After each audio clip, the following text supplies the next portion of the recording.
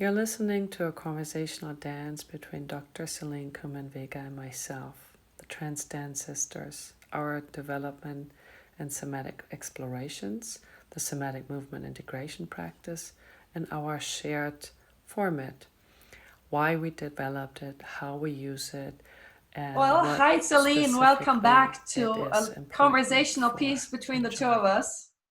It's glad to be with you again, Eva. I love our conversations.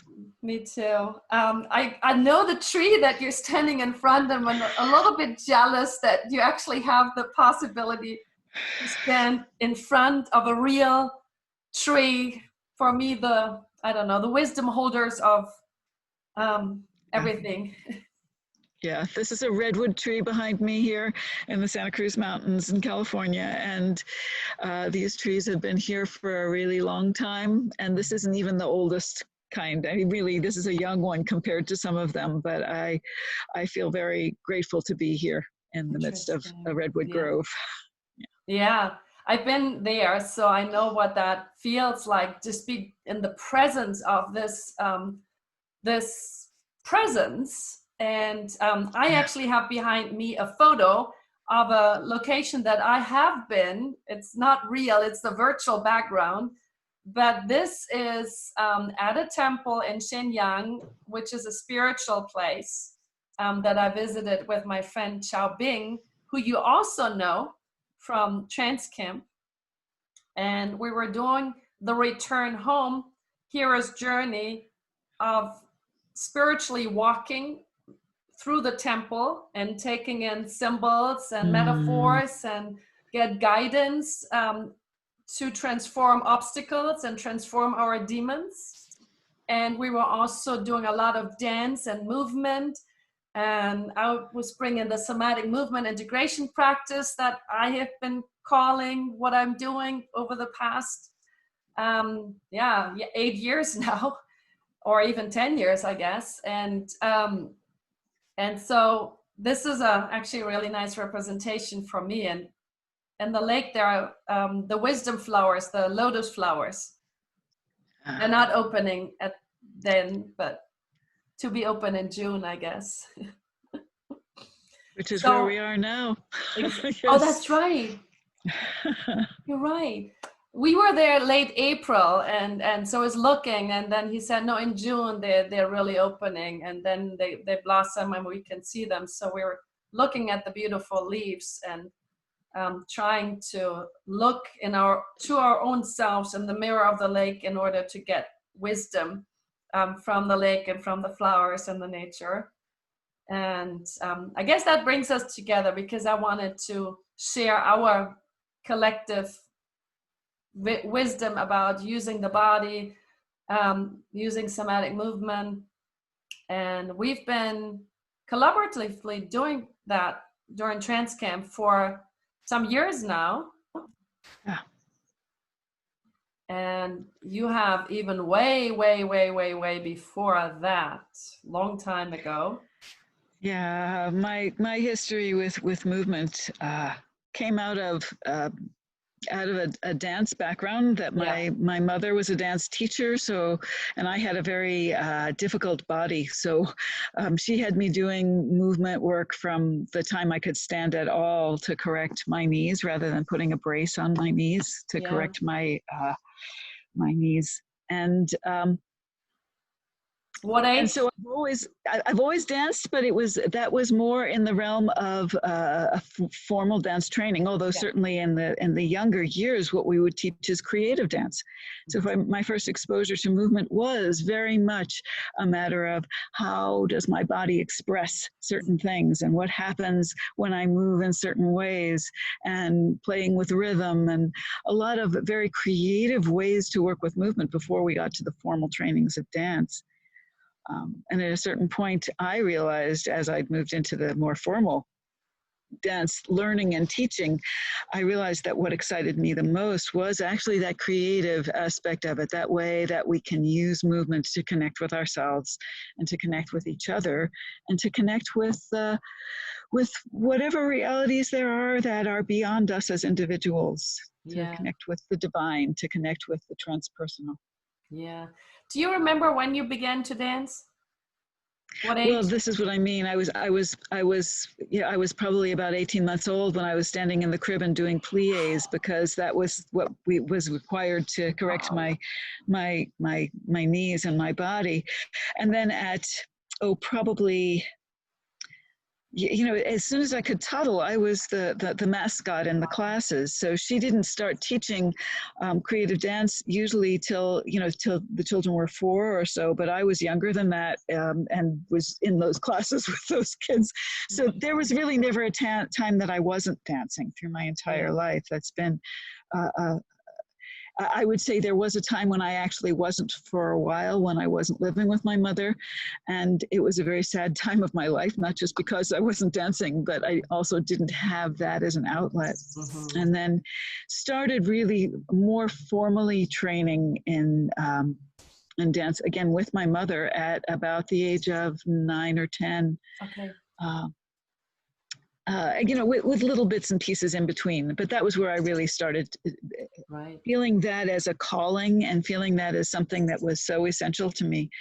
But it had been there all along because of that early exposure. And she had a dance school, and it was we had our apartment, and in front of the apartment was the studio apartment that she turned into a dance studio in Brooklyn, New York. And it was what I was exposed to for my entire life. But there was a time, I think, where the place I would most remember here, rather than when I started to dance, because I always danced, but was where I really started to understand dance as something other than just training to create dancers who would perform. Mm-hmm. And that was when the arts school that my family had created at that point. My mother's dance studio had expanded with the help of my stepfather, who knew how to do that, who was an entrepreneur, and created a space where we were teaching theater and art and dance. And he managed to get us some grant money to bring kids in from more from underprivileged areas of Cleveland, Ohio, and bring them out to our art center to expose them to the arts. And it was really a shock for most of us. These kids wanted to get away from the school situation, and so they were glad to come out, but they were wild. They'd been on the bus an hour. There were 16 of them. They were junior high age, boys and girls together. It was a crazy setting for us to try to actually teach the arts, and we all realized quickly that our ways of teaching had to change, and that what we were really doing there was finding ways to connect those kids with themselves using the arts in ways that could be meaningful to them, not as some formal training. So instead of teaching them, how to do pliés, and we were instead looking for how could we get them into the feelings that came to them in their lives? How could we connect to what was important to them and how their bodies experienced themselves in their lives? And it was completely an experiment. I was making it up as I was going along, and it was the most exciting thing I'd ever done, because I felt like this is what the dance was all about. It wasn't about somebody getting on stage and showing us just how amazing a body can be and how high of an extension there can be, and any of those things. It was about the meanings that we make of ourselves as human beings living in the world, and how the body is our way of connecting with that and expressing it. Yeah. Do you remember how you began to call that then, or how do you call it today? It wasn't until later that I began looking for, well, what is this that I'm doing? What do I have a name for it? It was some years later as I was exploring again, and what I came up with was the name Movement Explorations, and that's pretty much what I've called it. The other term that I often used for it was moving into whatever it was we were doing. So I taught a work, well, it was an ongoing class for a while called Moving into Sacred Realms. And it was about how do we use movement to connect with our spiritual self, to connect with realities beyond ourselves as individuals? How do we connect to each other in community in a sacred way? And all of that was about movement. And then I taught, I found myself teaching, moving into connection with our bodies, having to do with eating disorders, and for therapists working with eating disorders, how to bring connection with the body into the work they were doing. So they weren't just talking about how do I feel in my body, but they were beginning to work with people in that body. And same thing with addictions, moving into work with addictions, and how do I experience my body in a different way, rather than just taking the drug or drinking the alcohol or doing the addictive behavior to avoid feeling what I'm feeling in my body. Are there ways that I can safely begin to experience those feelings in my body within a container of a class or a group session? I love that. I'm struck by the similarities of some of the stories that that you have and that I can connect in my own way. I began to dance at the age of 3. And I think my parents had this idea that they wanted me to have a nice walk and a nice way of holding myself in my body. And then what turned out, as I was taking formal ballet training, that I walked like a little duck. So I think that was like kind of the symbol, like she's walking like a little duck.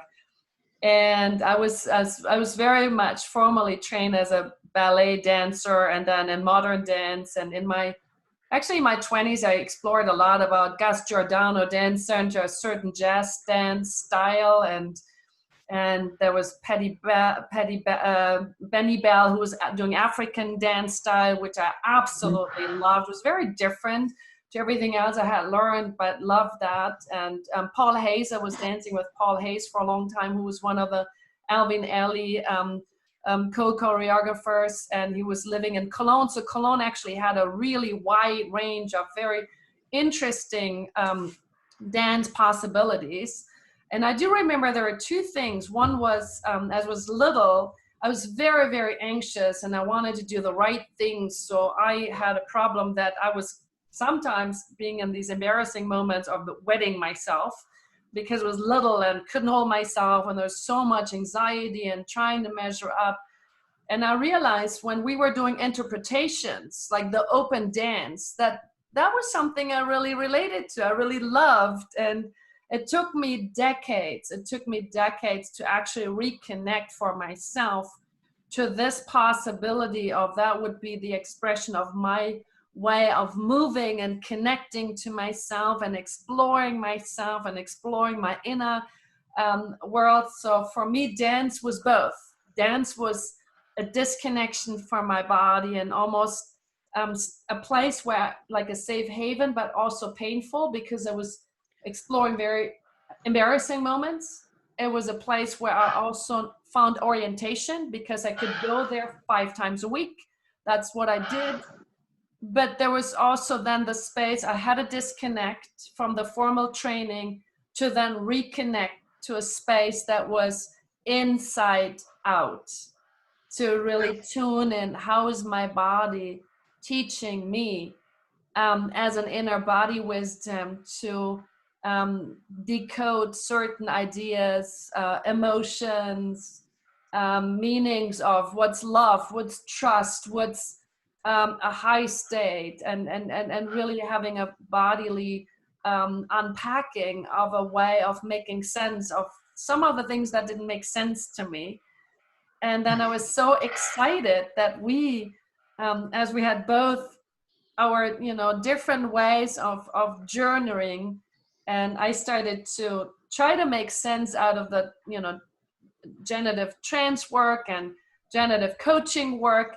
Since we talked so much about the body, I thought, why not translate stuff, from the body, through the body. And I started to begin the coach dance, like the coach acronym, to put that into a dance movement, and then the intention or the demons and obstacles, to just kind of, I think that's where Satir's work, sculpting and family sculptures and movement came for me, together as a way of expressing and understanding and exploring. And then we began a dance together. We're called the Trance Dance Sisters, which I love as a term. I don't know how you feel about it. Yeah, it's very sweet. Yeah, for me, the connection with this work and with our work at Trance Camp, came for me back in 1999, when I had just connected with the self-relations community. It wasn't generative trance at that point. Yes, I know. Using that term so much. And I had just really joined that community not long before as a listserv, which is what we were doing then, just to share so many therapists and other people who were exploring this model, particularly therapists at that time, and how we were using it. And the idea came that we should have a gathering, a self-relations gathering, not for Steve to teach us this time, but rather for those of us who were working with it to bring to each other some of the ways we were working with this model of self-relations. And so I had really just joined the community and was surprised to be asked to present something because it was fairly new, but the person who was asking me, Abby Miller, knew of my work with the chakras and with other ways of working beyond the self-relation. She said, no, please bring your work into this. And so I did. I brought in some of my journeying to connect to the body and to our own internal movement process in that gathering. And Trance Camp was the week after that. And I had signed up for Trance Camp for the first time to experience what Steve was doing.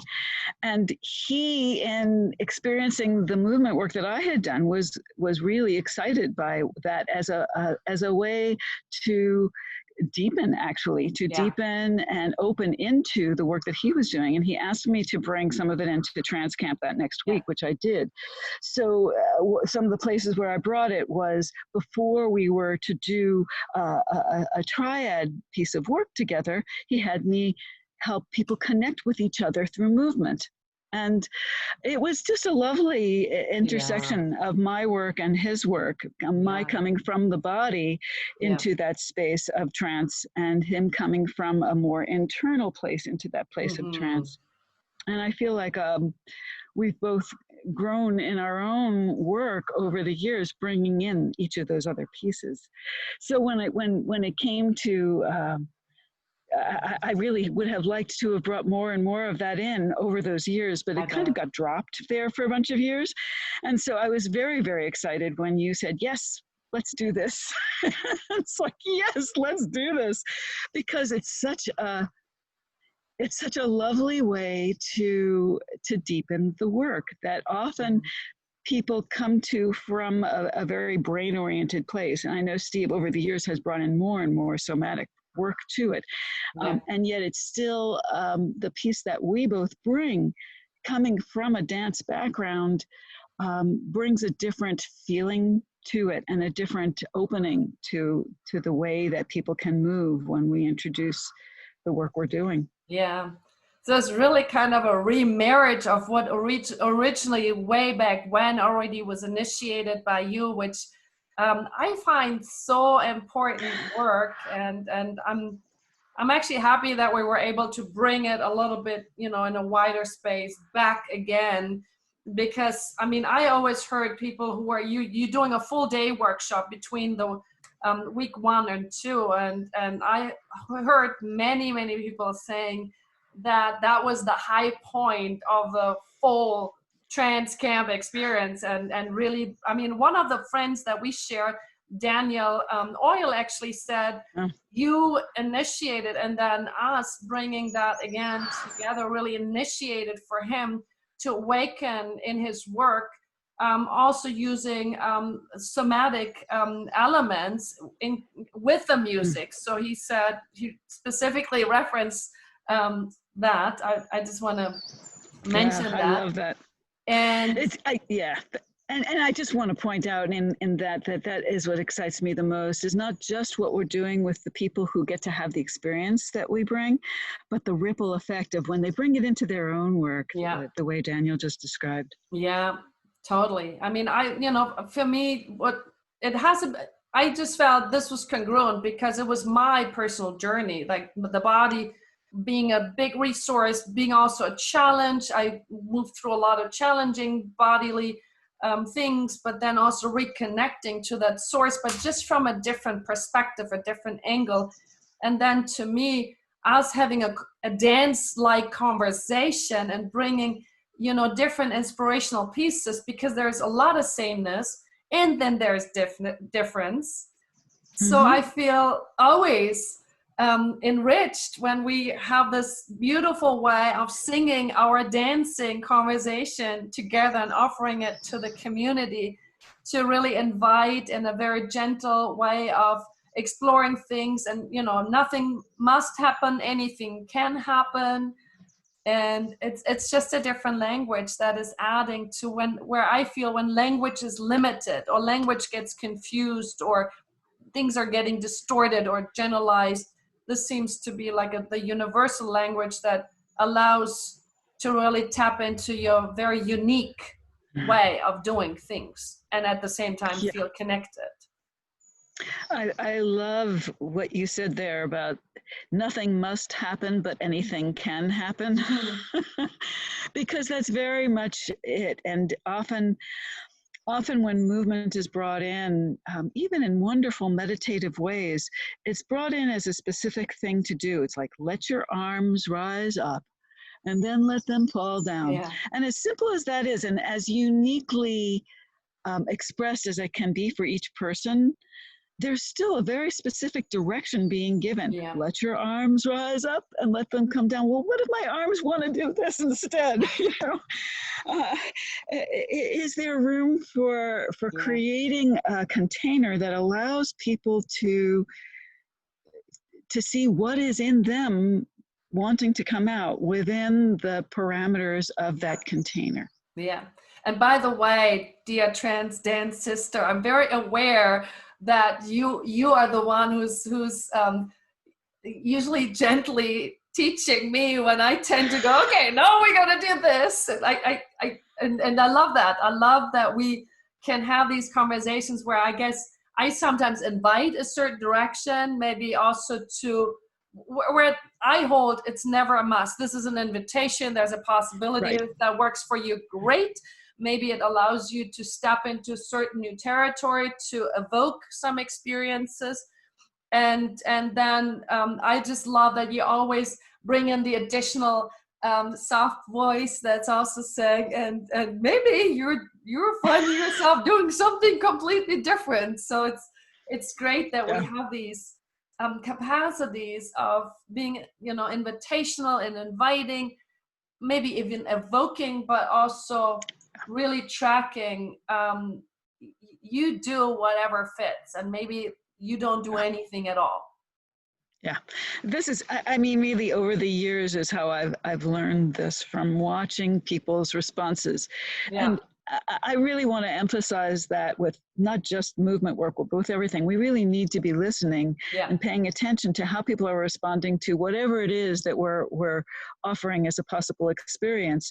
Because if it's not working, if it's not, if we get to the end and someone, and we ask for an honest response to how was that, and the response is, well, you seem to be taking people in this direction and I just couldn't go there. And so I felt like, what's wrong with me that I can't do this? And how come I always do things wrong? And it's like, oh my gosh, that is not the experience I wanted to evoke. Yeah. And so over the years, and this is one of the places where getting some training with Steve around trance was so helpful for me to understand some of the processes that I had put in place just instinctively as a response to what I saw happening, and beginning to understand why I was doing that and what that was about, because he had the context to give me to understand it better. But for example, the multiple possibilities, and just to understand the difference, say, between guided imagery and trance in the way that we understand it. Because if I'm taking someone down some beautiful path through the meadow, and they're not going to the meadow. That's just not what's there for them. And it's like, I have this idea as the expert that I know what experience is going to be good for them. And I just really don't. You know? But the other side of that is that some people really do want to have something offered to them because they don't quite know how to go there. And so having that range of here's a possibility and here's some other possibilities, and whatever you're doing is what you need to do right now. Yeah. I love that you point that out. I think we're holding very nicely a balance between modeling a possibility. So if it's a new territory, it adds maybe some safety, like, oh, I can begin with that. And with an opening to translate my movement into your movement or non-movement or whatever emerges. And in a similar way of translate my words into your words and my image into your image, so that it really covers the whole uniqueness of what is your own personal experience. And I find that really really helpful and really healing, actually a really healing experience that I mean, you know, you could think we're just wanting to bring people into movement, but it's, to me at least, a lot more than just summarizing the day and revisiting the day through movement or just translating the principles. For me, it's also an integrational piece and maybe a learning piece of really getting to know yourself on a different level and interactions, because you do it as a community, and then also allowing to heal parts that may have given a better voice through the language of movement. Yeah. You know, just it occurs to me, just as we're, you know, coming to the end of our time, that for anyone who hasn't been to Trance Camp and doesn't know what we're talking about here, I think there's a lot of richness in what we're saying, even if you don't know exactly what we're talking about. But just to describe it specifically, at the end of each day at Trance Camp, when we've done many exercises and demonstrations and lectures and just exploring trance work in its many ways, what Eva and I do at the end of the day there is a time of maybe 20 minutes or so of giving people a chance to explore some of what we had been working with during the day, some of what was in them in response to what's come up that day, which might be very individual as people have done their individual trances. But really creating a space where movement and somatic integration can take place, to bring all of what had come through the day, which might have felt very much in the head, into our entire being as a way to bring it more fully into our lives. Yeah. Integrate it. Yeah. I usually like to use the image of the natural apple juice when you start to, you know, in the bottle, when you put it and stir it up, and when you let it then sit. And so all the different flakes of the apple, the natural apple, can just kind of start to settle over time. So to me, usually the movement allows that settling to happen. Nice. Very nice. I like the settling idea. That's the integrational, maybe the healing piece. Well, thank you for sharing your precious time with me. It's quite a stirring up time right now, and I feel that what we do is one language, one way of also harmonizing many different ways of expressing, feeling, staying with, understanding things, and also being a representation of multiplicity in the world. Absolutely. Learning to be present for ourselves, I think, is our best way to learn to stay present for the difficult understandings of our own past, our own cultural history, our own struggles with guilt and oppression, and all the different ways that for any individual what's going on right now may be moving through us. But the main thing is we need to be able to be present for that. And it's happening in our bodies. Yes. So we need to be able to experience that and have techniques and modalities for doing that in a healthy and healing way. Right. I guess that's the last comment. Do you have any suggestions what we do in the somatic integrations and the somatic explorations, as you call them, that is helpful as a reference to what is needed today in order to address all the conflicts about differences? I would say just that learning to stay in our bodies Yeah. with whatever's going on, as Yeah. uncomfortable as that might be in any given moment, is the main thing. And that is not something that is mostly taught. We don't get it in our childhoods all that easily. We don't get it in school for sure. But it's something that if we can't do that, then we're not going to be able to find our way through what needs to be gone through in order to heal as a species. Yeah, I love that. Thank you for pointing it out. The body is now, that's where everything takes place. So it's nice to have safe ways to be in the body and stay in the body and find a community exploration that allows the important topics to move through and process. So thank you so much, my dear trance dance sister. Thank you for inviting me, Eva. I love it. I'm so glad we got to speak some more. And love you too. And I wish you all the best to move through everything that's happening, as we're all doing that. You too. You too. And to all of us. Yeah. Thank you. Thank you. Bye-bye.